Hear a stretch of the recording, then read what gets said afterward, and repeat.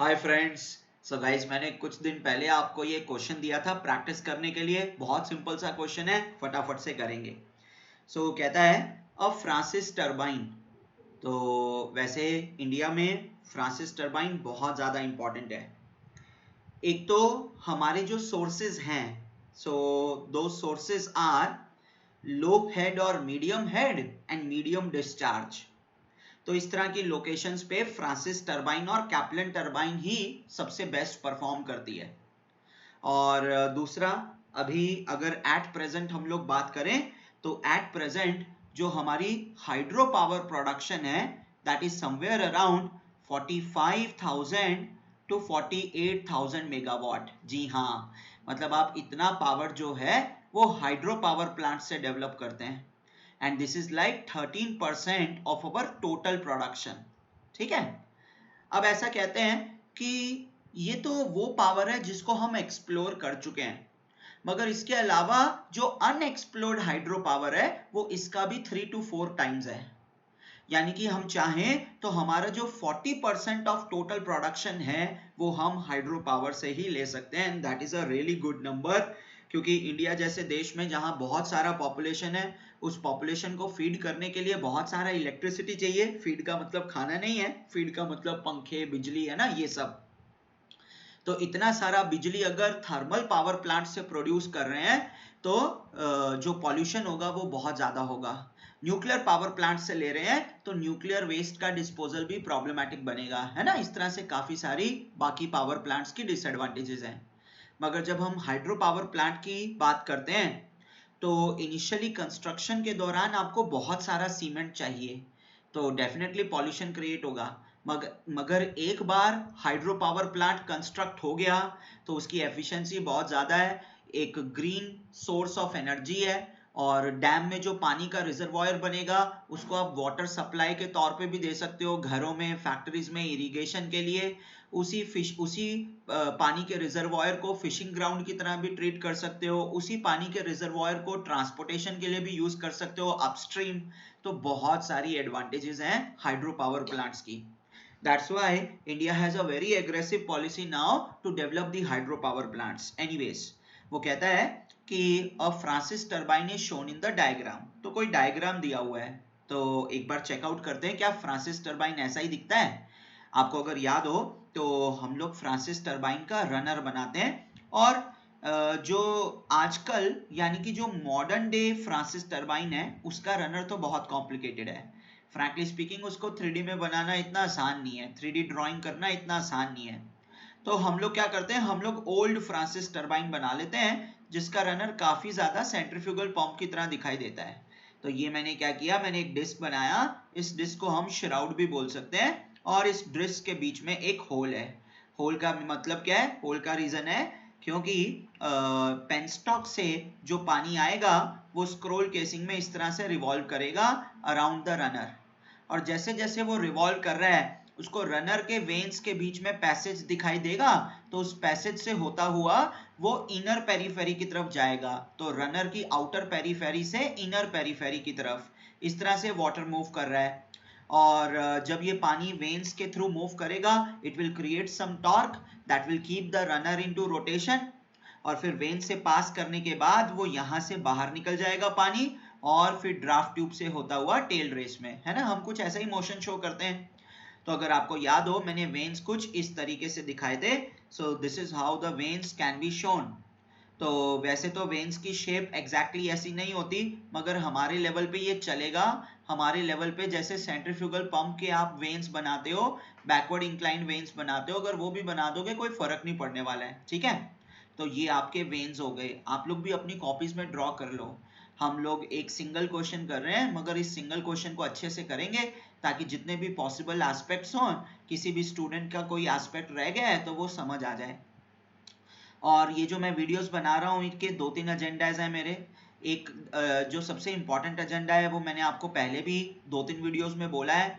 इस बार IIT Kharagpur paper बना रहा है, और आईआईटी खड़गपुर जो है वो सोम साहब और सुमन चक्रवर्ती साहब का घर है, जिन्हें भगवान माना जाता है फ्लूइड मैकेनिक्स और हीट ट्रांसफर का वर्ल्ड वाइड। मतलब भगवान तो नहीं, मगर बहुत तगड़ा रिसर्चर माना जाता है, साइंटिस्ट माना जाता है। तो जब भी खड़गपुर पेपर बनाता है, इनफैक्ट सिविल के पेपर में भी बहुत अच्छे अच्छे क्वेश्चंस आते हैं, तो इसलिए आपको बहुत अच्छे से करना है। तो मेरा एम यही है कि जनवरी होते होते हमने लगभग 200-250 क्वेश्चन कर लिए हो हीट ट्रांसफर और फ्लूइड मैकेनिक्स के अच्छे वाले, जिससे आप एग्जाम में बैठें तो आपको यही लगे यार ये सारे क्वेश्चन जो हैं हम लोगों ने कर रखे हैं, तो बहुत आसान क्वेश्चन है। और डेफिनेटली आप लोगों के अंदर एक इंटरेस्ट भी मुझे जगाना है, ताकि आप लोग फ्लूइड मैकेनिक्स को एज अ रिसर्च सब्जेक्ट की तरह देखो। मेरा एक्चुअल में एम ये है, मैं चाहता हूँ कि आप लोग जो है रिसर्च की तरफ ध्यान दो, क्योंकि इंडिया को रिसर्चर्स की जरूरत है, तभी इंडिया जो है ग्रो कर पाएगा, सुपर पावर बन पाएगा जो हमें बनना चाहिए। और फिर एक एजेंडा ये भी है, मैं भी थोड़ा सा अपना भी देख रहा हूँ, मैं अपनी भी क्या कहते हैं रीच बढ़ाना चाहता हूँ। मैं भी चाहता हूँ कि मेरे बारे में स्टूडेंट ज़्यादा से ज़्यादा जाने, तो ये इस यूट्यूब वीडियो से शायद मैं कोशिश कर रहा हूँ कि ऐसा हो सके। सो गाइज ये मैंने क्या किया, ये मैंने एक रनर बना दिया, ठीक है। तो हमें भी पता है कि वो जो रिवॉल्विंग वाटर है इन द स्क्रोल केसिंग, तो रिवॉल्विंग वाटर क्या करेगा, वेन्स को यहाँ पे हिट करेगा। So this we can call as inlet point of the vanes और inlet edge of the vanes. और एक बार वेन्स पे हिट करने के बाद जब पानी वेन्स के ऊपर ग्लाइड करेगा तो यहाँ से बाहर होता हुआ जाएगा ए ऐसे, फिर होल के थ्रू ड्राफ्ट ट्यूब में। तो वेन्स की ये वाली जो एज है इसको आप आउटलेट एज ऑफ वेन्स भी कह सकते हैं। अपना एक काम करना है, एक कंट्रोल वॉल्यूम बनानी है, वो कंट्रोल वॉल्यूम सिर्फ इस रनर को सराउंड कर रही है, यानी कि इस रनर को, उसके वेन्स को, वेन्स के पैसेजेस को। तो मेरे ख्याल से जब मैं कंट्रोल वॉल्यूम बनाऊंगा, that control volume will look like a horizontal, look like a hollow cylinder.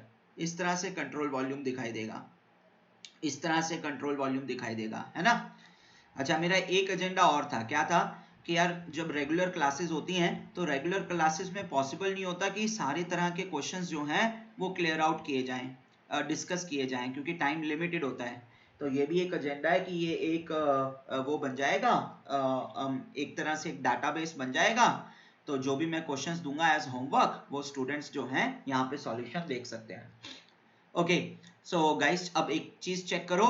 So I think the water when it is entering the runner, so water will enter the runner from this side, है ना, यहां से पानी enter करेगा। तो ये आपके पास runner का इनलेट सरफेस बन गया। क्या बन गया, इनलेट सरफेस बन गया। इसको मार्क करेंगे 1। अब ये इनलेट सरफेस एक सिलिंड्रिकल सरफेस है, तो इसका कुछ रेडियस आएगा, उस रेडियस को मैंने लिख दिया r1। और इस इनर सरफेस की कुछ लेंथ है, कुछ हाइट है, जिसको हम बोलेंगे b1। ऑब्वियसली ये वाली जो लेंथ है ये वेन विड्थ के बराबर ही होगी, है ना, ये वाली वर्टिकल हाइट।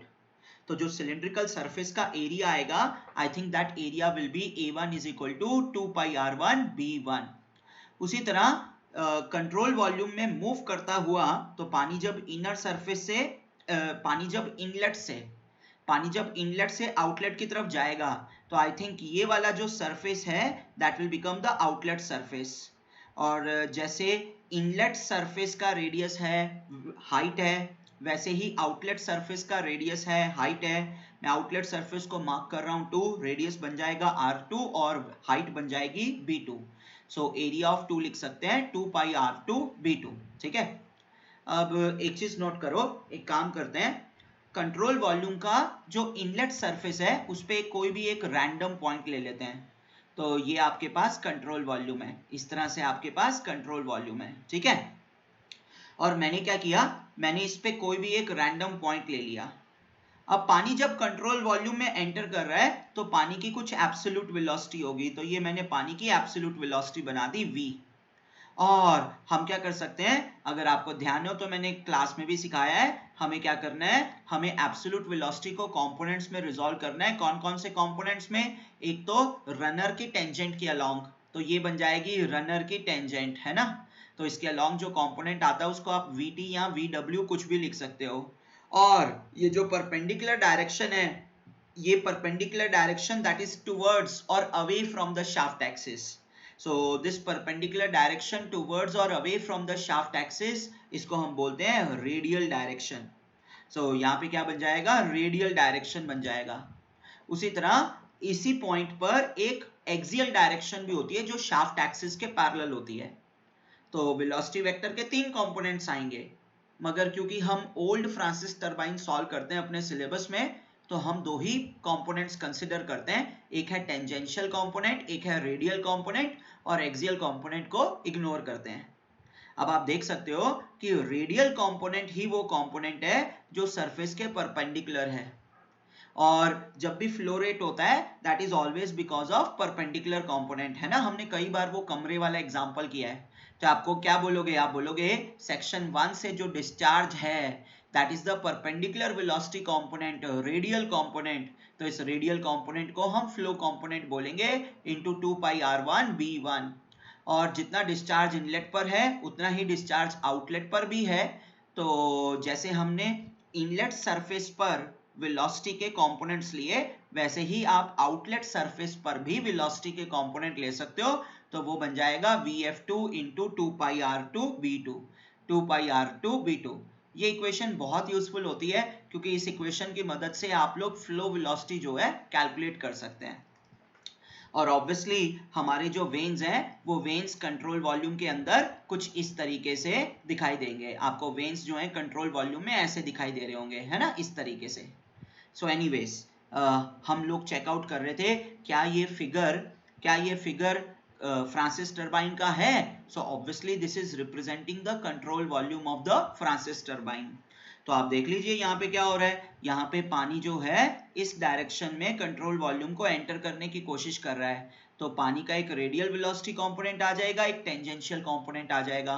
रेडियल कंपोनेंट को आप फ्लो कंपोनेंट बोलेंगे, टेंजेंशियल कंपोनेंट को आप व्हर्ल कंपोनेंट बोलेंगे। और पानी क्या कर रहा है, इनलेट यानी कि आउटर पेरिफेरी से आउटलेट यानी इनर पेरिफेरी की तरफ जा रहा है। तो ये रेडियली इनवर्ड फ्लो टरबाइन है, यानी कि फ्रांसिस टरबाइन है। और ये आपको क्या दिए हुए हैं, ये आपको गाइड वेन्स दिए हुए हैं। तो रनर के अराउंड गाइड वेन्स होते हैं। गाइड वेन्स क्या करते हैं, एब्सोल्यूट वेलोसिटी को प्रॉपर डायरेक्शन देते हैं। गाइड वेन्स एब्सोल्यूट वेलोसिटी को प्रॉपर डायरेक्शन देते हैं। क्यों, क्योंकि रनर की रोटेशन के कारण जो वेन है दैट इज मूविंग। इसका मतलब वेन के जो पॉइंट्स हैं जहां पे पानी हिट कर रहा है या लीव कर रहा है वो मूव कर रहे होंगे। तो पानी की एब्सोल्यूट वेलोसिटी वेन पॉइंट की वेलोसिटी, यानी पानी और वेन के बीच में एक रिलेटिव वेलोसिटी आएगा।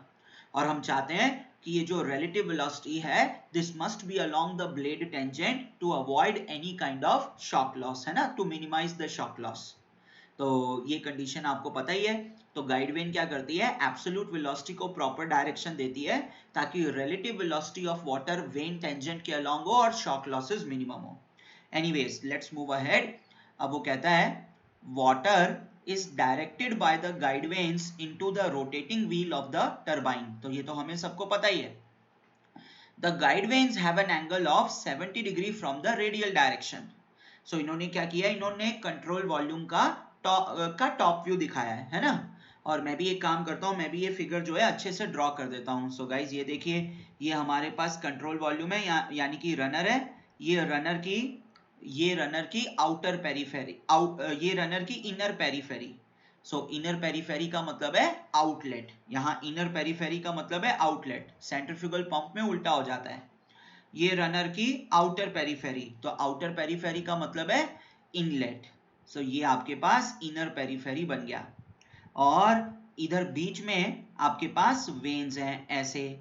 So here you have veins like this। Just hold on, मैं थोड़ा सा ये टूल्स के साथ स्ट्रगल कर लेता हूँ कभी कभी।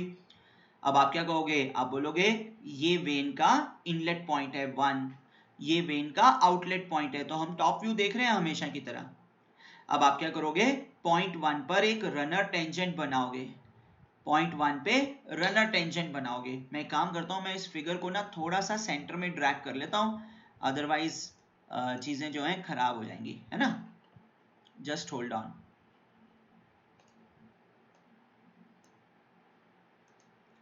Okay, so ये हमने क्या किया, ये हमने रनर टेंजेंट मार्क की।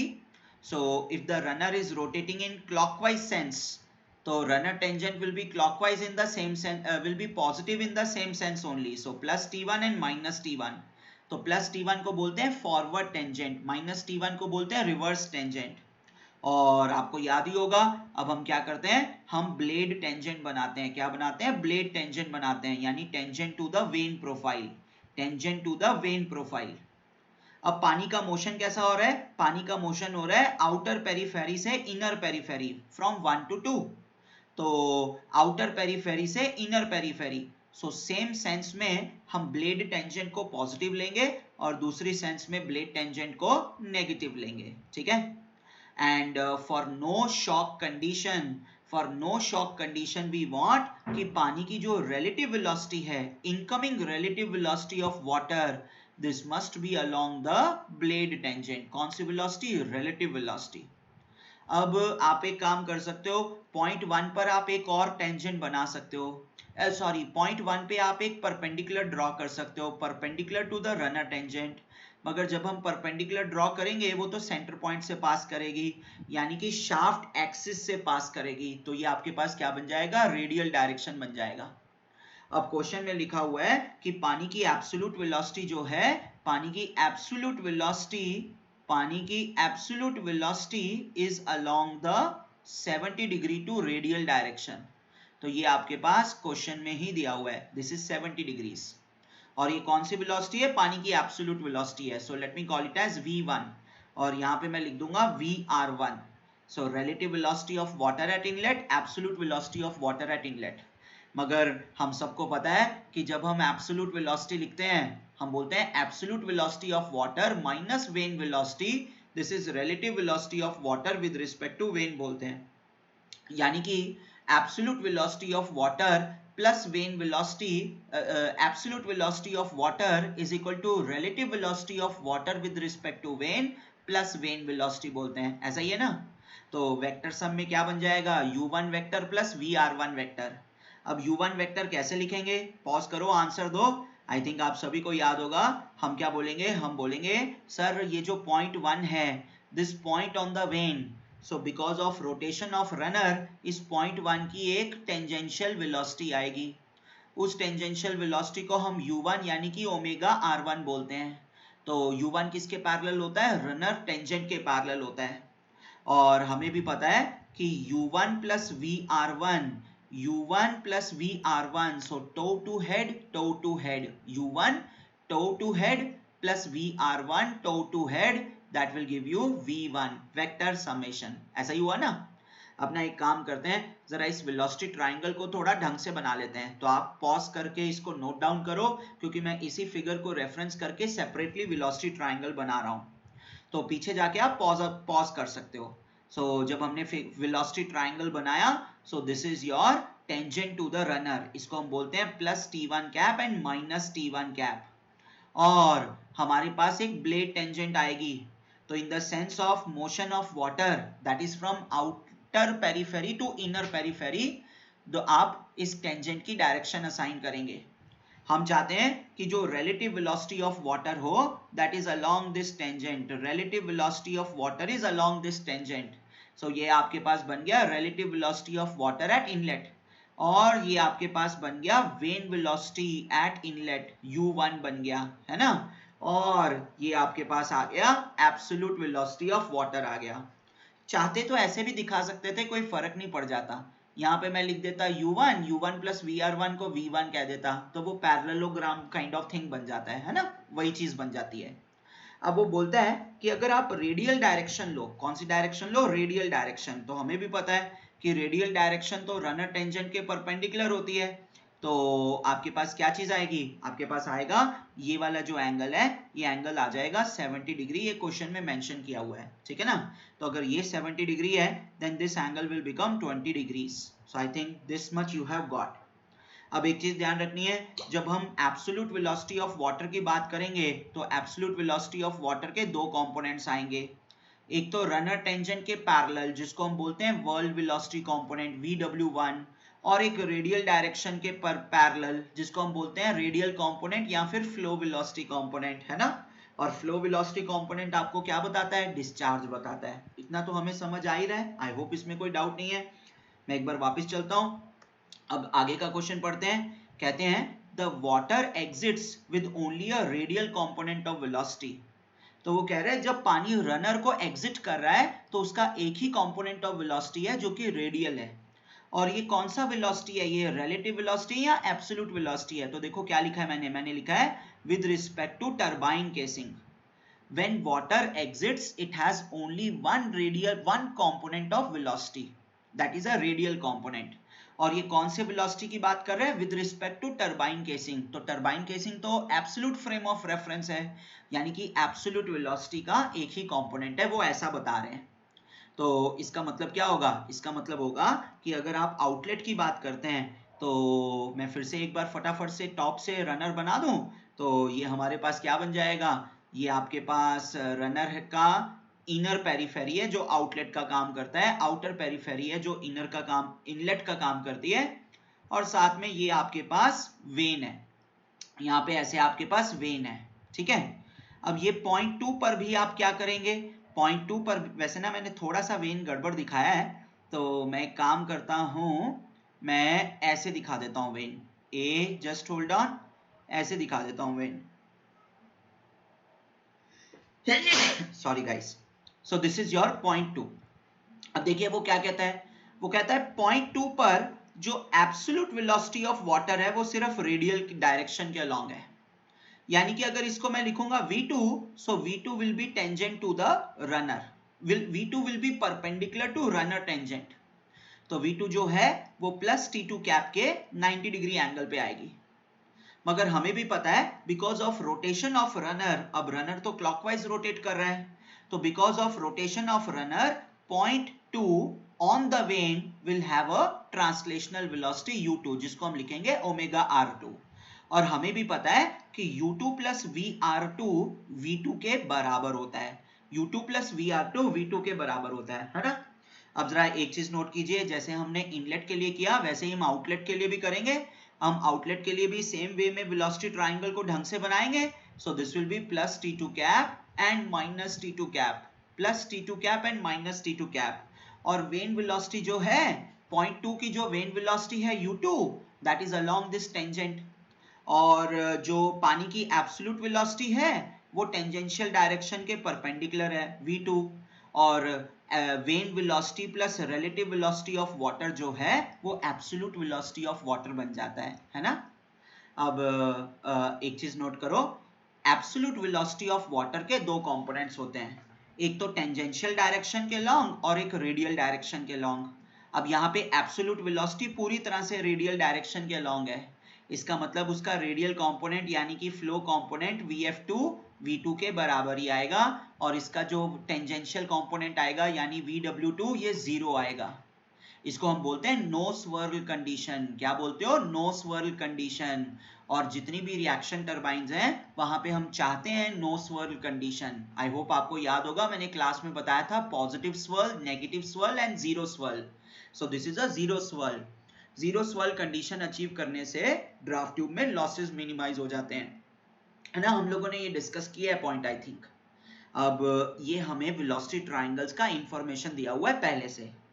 अब वो बोलता है कि the width of the runner, या फिर मैं एक बार यहाँ पे आ जाऊं, the outer diameter of the wheel. So outer diameter of the wheel यानी कि रनर 1 मीटर है। इसका मतलब आपको आउटलेट का आउटर रेडियस पता लग गया। आउटर रेडियस तो इनलेट होता है, तो r1 यानी कि 0.5 मीटर आ गया। And inner diameter is 0.5 metre. Inner periphery मतलब आउटलेट, तो r2 की वैल्यू आ गई 0.25, अगेन डायमीटर का half. The width of the runner is 4 centimetre. तो विड्थ ऑफ रनर क्या होती है? तो ये देखो, ये कंट्रोल वॉल्यूम का फ्रंट व्यू बनाया हुआ है। तो सिलेंडर को जब फ्रंट से देखोगे तो ऐसा रेक्टेंगल ही दिखाई देगा ना, है ना, इसी तरीके से रेक्टेंगल दिखाई देगा। तो वो कह रहा है कि जब आप इसको फ्रंट से देखोगे तो आपको ये वाला सरफेस दिखाई देगा इन फॉर्म ऑफ रेक्टेंगल। सो ये हमें रेक्टेंगल दिखाई दे रहा है। अब वेन्स जो होंगे वो ऐसे होंगे, ये ऐसे बीच में वेन्स लगे होंगे, ये ऐसे बीच में वेन्स लगे होंगे, और पानी जो है वो बाहर से अंदर की तरफ जा रहा है और उसके बाद ड्राफ्ट ट्यूब में, है ना। इस तरह से सिनेरियो बन रहा है। अब वो बोल रहा है कि जो वेन की विड्थ है, तो या फिर रनर विड्थ है, तो रनर विड्थ तो वेन विड्थ के बराबर लोगे ना ऑलमोस्ट। तो जितना विड्थ यहाँ पर है यानी कि इनलेट पर है, उतना ही विड्थ यहाँ पर भी है यानी कि आउटलेट पर है। तो b1 और b2 वैल्यू सेम है। क्या वैल्यू सेम है? b1 b2 वैल्यू सेम है। This is what they are trying to say. अब ये वाला जो टरबाइन है ये एक मिनी टरबाइन है। जो बड़े फ्रांसिस टरबाइंस होते हैं उनका साइज 5, 6, 7 मीटर्स तक जा सकता है, और कईयों का तो 10 मीटर्स भी होता है, ठीक है। तो ये एक मिनी टरबाइन है। और मैंने इसका आंसर भी लिखा हुआ है नीचे, तो आपका होमवर्क रहेगा कि इसकी मदद से हम कितना पावर जनरेट कर रहे हैं, हम जो पावर जनरेट कर रहे हैं वो किस गांव को पावर दे पाएगा, कुछ ऐसा। अब देखो वो कहता है the discharge through the turbine is 0.5 metre cube पर सेकेंड, यानी कि 500 लीटर पर सेकेंड। तो हम टरबाइन में लगभग इतना बक्सा पानी भेज रहे हैं हर सेकेंड, इतना बक्सा पानी भेज रहे हैं हर सेकेंड, ठीक है। अब वो बोलता है the rotational rate of the wheel is 1200 RPM, तो रनर की आरपीएम दे रखी है। And water density is this much, ये तो एक ऑब्सोलीट डाटा है क्योंकि अगर पानी की डेंसिटी नहीं भी दी होती तो हम सेम लेते। Find out the power produced by turbine. तो आपको याद होगा टरबाइंस को, पंप्स को सॉल्व करने के लिए हम लोग क्या यूज करते हैं, हम लोग यूलर्स इक्वेशन यूज करते हैं। सो यूलर्स इक्वेशन कहता है यूलर्स हेड, यानी कि आइडियल हेड जो हमने पानी में से एक्सट्रैक्ट किया, ठीक है, एक तरह जो हेड हमने पानी में से एक्सट्रैक्ट किया। So this head is equal to VW1 U1 minus VW2 U2 by G। तो हम पानी में से इतना हेड एक्सट्रैक्ट करते हैं, हालांकि फ्लो में कुछ लॉसेस भी होते हैं, तो ये सारा हेड वर्क में कन्वर्ट नहीं होता, कुछ लॉसेस भी होते हैं, बट लॉसेस के बारे में कुछ मेंशन नहीं किया हुआ, तो हम एज्यूम करेंगे there are no losses and whatever head we are extracting from water we are converting it into power. So this is the ideal head converted into power. अब पावर कैसे लिखते हैं, तो पावर तो लिखते हैं m.gh लिखते हैं, है ना। तो इसका मतलब पावर बन जाएगा m.VW1 U1 minus VW2 U2 बन जाएगा। अब हमारा जो केस है स्पेशल केस है, कैसे, नो स्वर्ल कंडीशन, तो ये वैल्यू कितनी है, 0 है, तो ये वैल्यू 0 है, तो आपके केस में पावर कितना रह गया, m.VW1 U1 रह गया। तो क्वेश्चन को सॉल्व करने के लिए हमें m डॉट पता होना चाहिए, VW1 पता होना चाहिए, U1 पता होना चाहिए। तो m डॉट तो कैसे लिख सकते हैं, m डॉट तो हम लिख सकते हैं density into volumetric flow rate. आओ चेक करते हैं U1 कैसे लिखेंगे।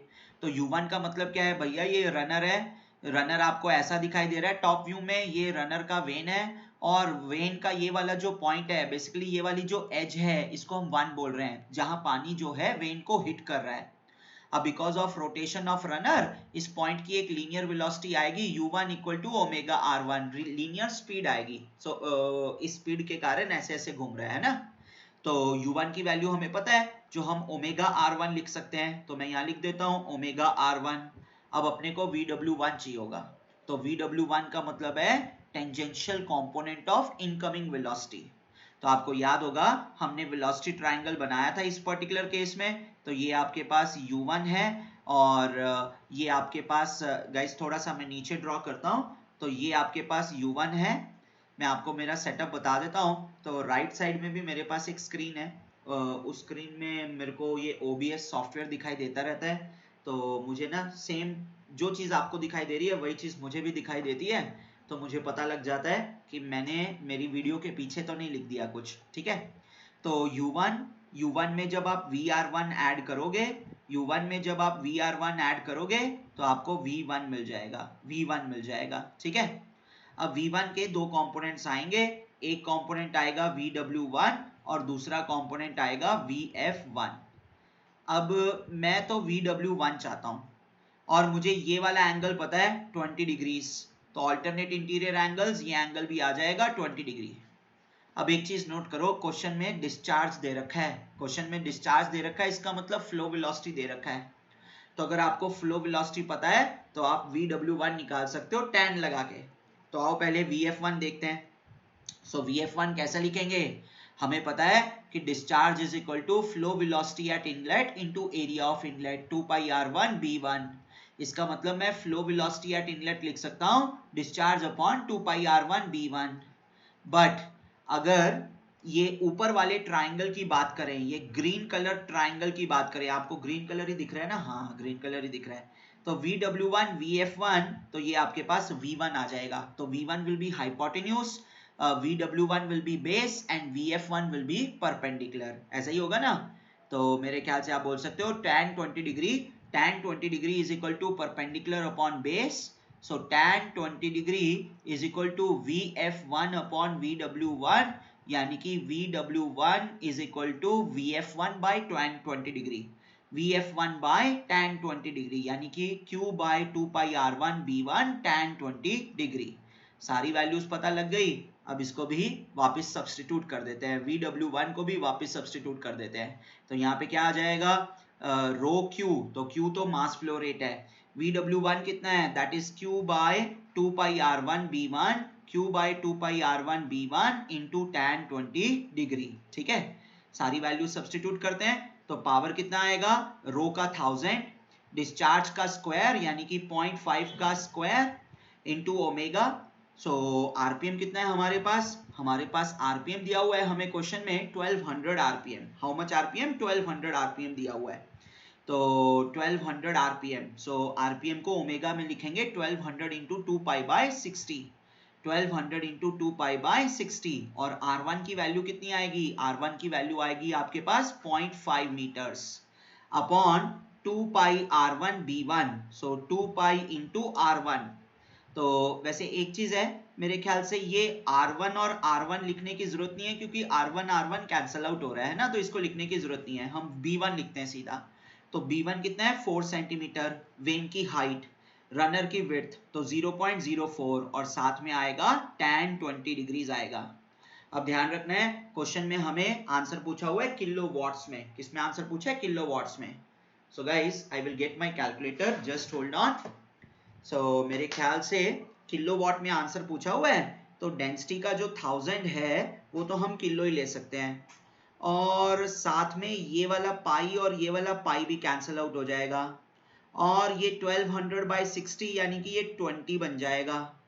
तो मैं इसको पावर को नेक्स्ट स्लाइड में लिखूं, तो मेरे ख्याल से क्या आ रहा है, पावर इज इक्वल टू 1000 को तो हमने किलोवाट लिख दिया, 0.5 का स्क्वायर इंटू 20 अपॉन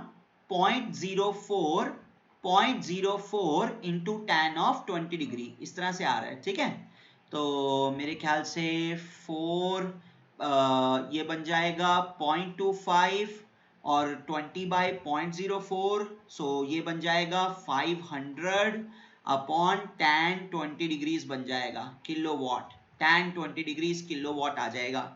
तो ये क्या बन जाएगा, 5 इंटू 25 कितना होता है, 125 होता है, तो 125 अपॉन tan 20 डिग्री रह गया। आई होप आंसर सही आ रहा है, किसी तरह की कोई कैलकुलेशन मिस्टेक नहीं है। 125 divided by tan of 20 degrees, 125 divided by tan of 20 degrees, so we are getting a value of 343.4346, मतलब ऐसा किलोवाट।